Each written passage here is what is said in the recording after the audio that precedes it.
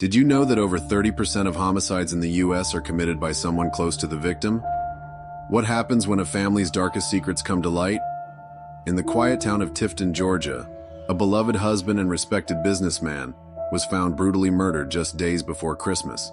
But as investigators peeled back the layers of his seemingly perfect life, they uncovered a web of secrets, betrayal, and deadly obsession.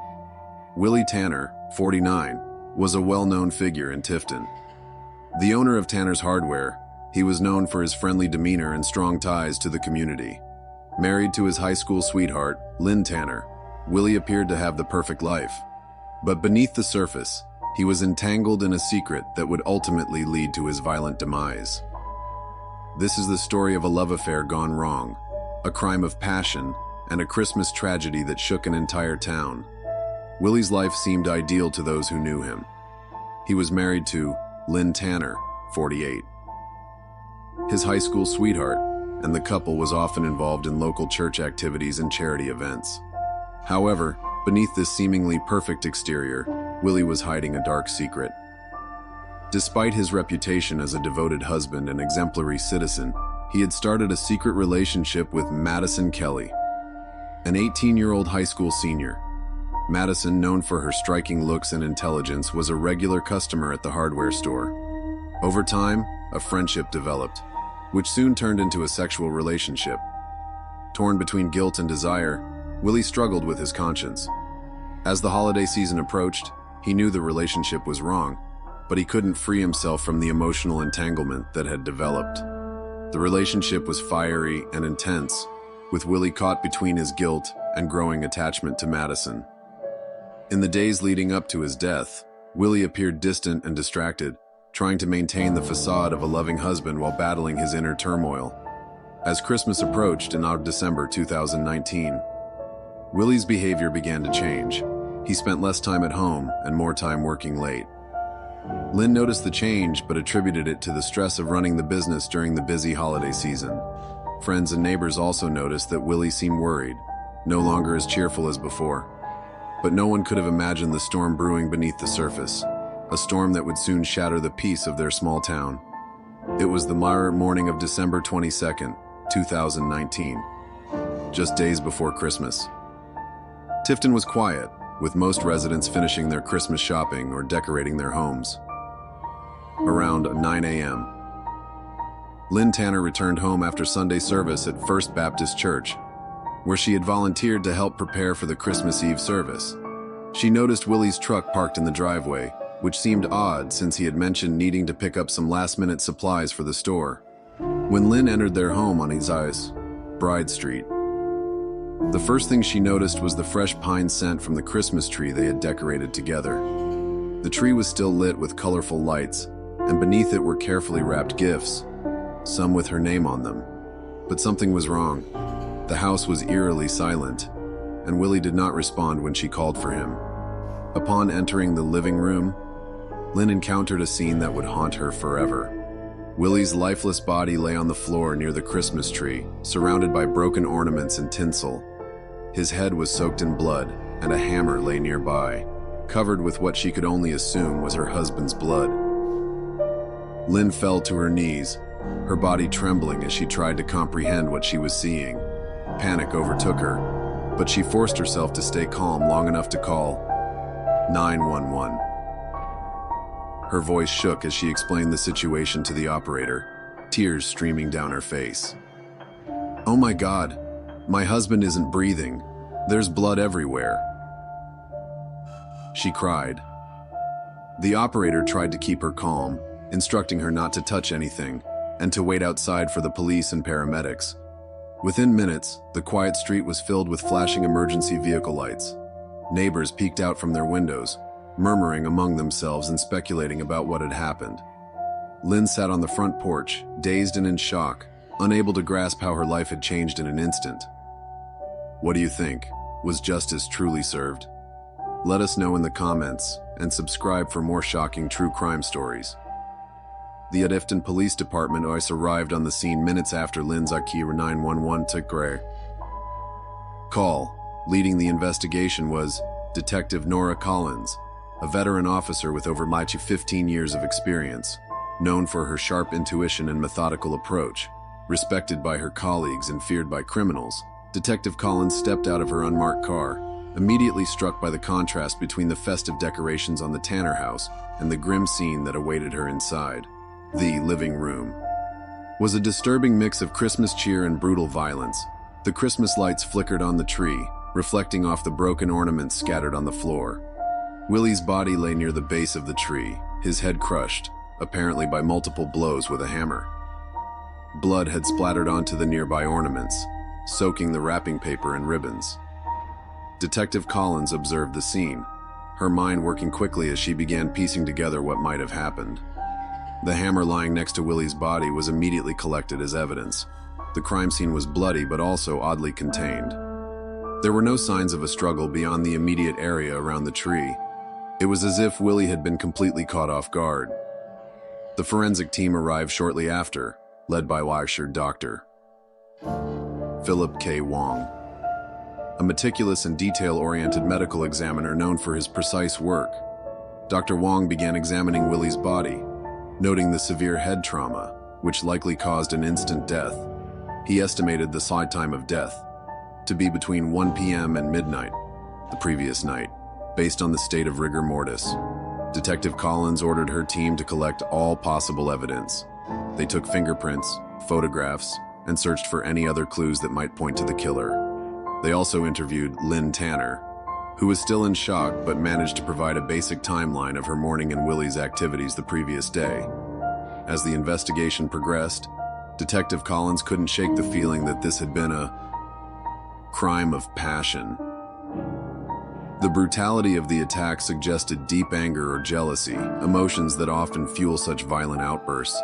But who could have hated Willy Tanners so much to kill him in such a brutal way? That was the question Collins was determined to answer. The first person Detective Nora Collins decided to investigate was Madison Kelly, the 18-year-old high school senior who had also been Willy Tanners' secret lover. She was involved in several extracurricular activities, including the iSchool Drama Club, where she had recently impressed audiences by playing Tiny Tim in a local production of A Christmas Carol. But beneath her polished exterior, Madison was emotionally fragile, a trait that had become more evident in recent months. Madison lived with her mother, Tammy Kelly, in a small but tidy house on the outskirts of town. The Kellys were known for being private, and Tammy was known in the community for being controlling and obsessed with her daughter's appearance, especially after Madison's father came out as gay and left the family. When Detective Collins arrived at the Kelly residence on the afternoon of December 22nd, she found Madison still in her pajamas, visibly affected by the news of Willy's death. Her room was a typical teenage sanctuary with posters of pop stars like Taylor Swift, and Ariana Grande. But there were also signs of Madison's obsession with Willy. Detective Collins noticed a framed photo of Willy, shirtless, on Madison's nightstand. Her diaries were filled with the graphic entries marred about their relationship. On December 22nd, Lynn was still in shock from discovering her husband's body that morning.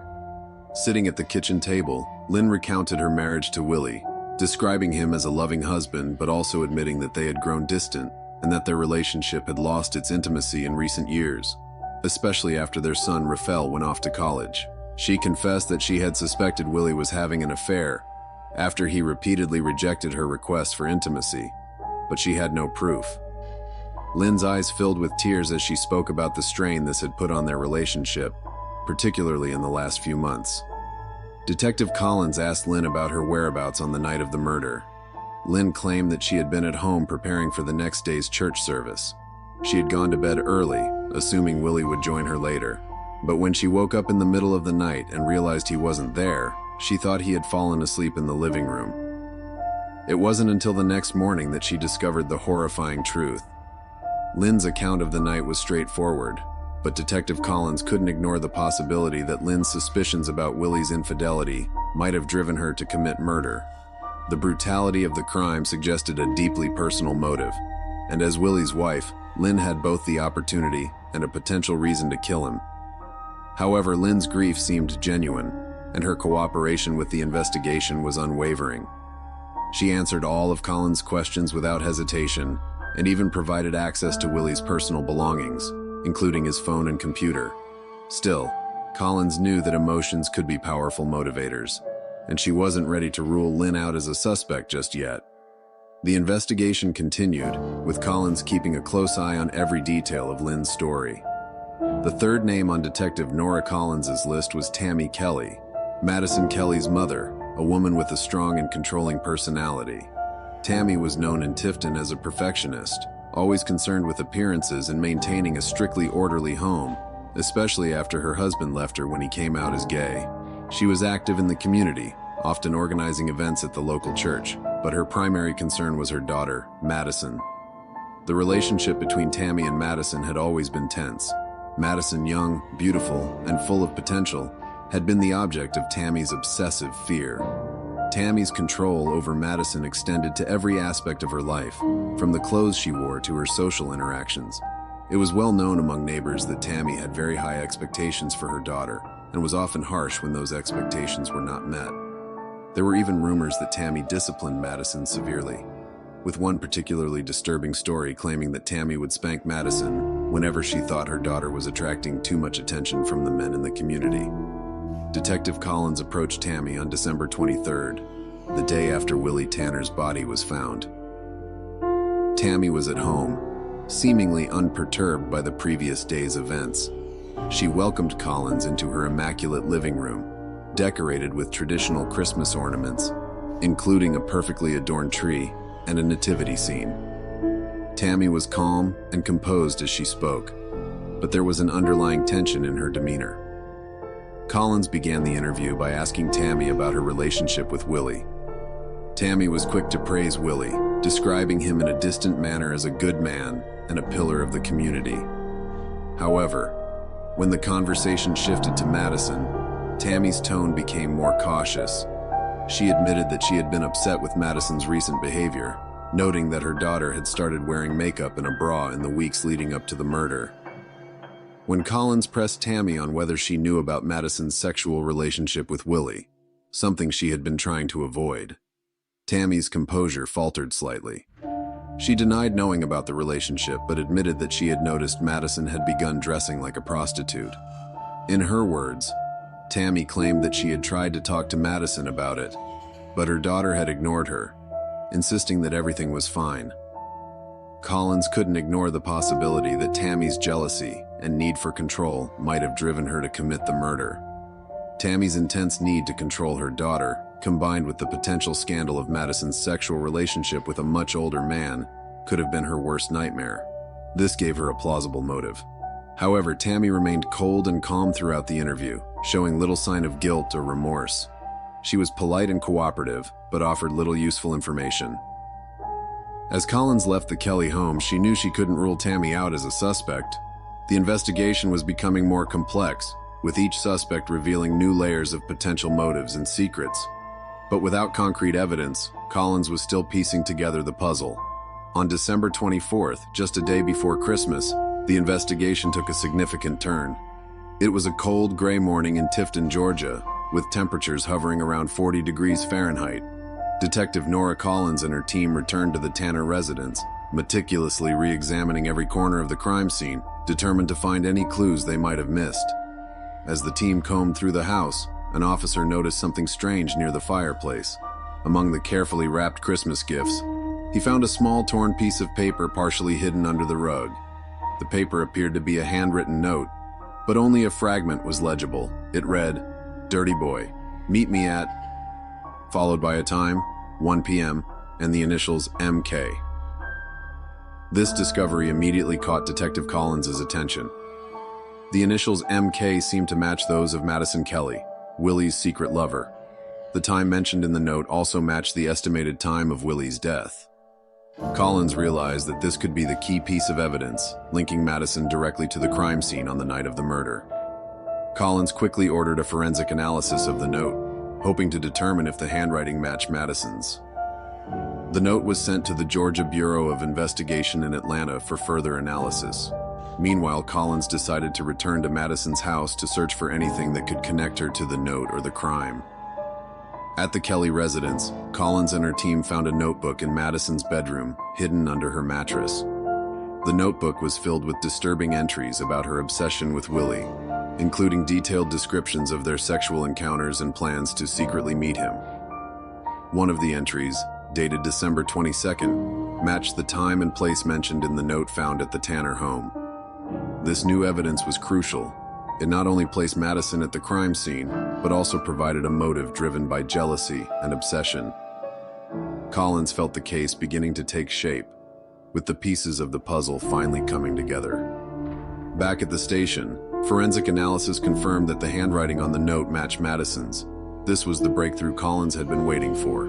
With this new evidence, the investigation quickly focused on Madison Kelly, making her the prime suspect in Willy Tanners' murder. What do you think? Was justice truly served? Let us know in the comments and subscribe for more shocking true crime stories.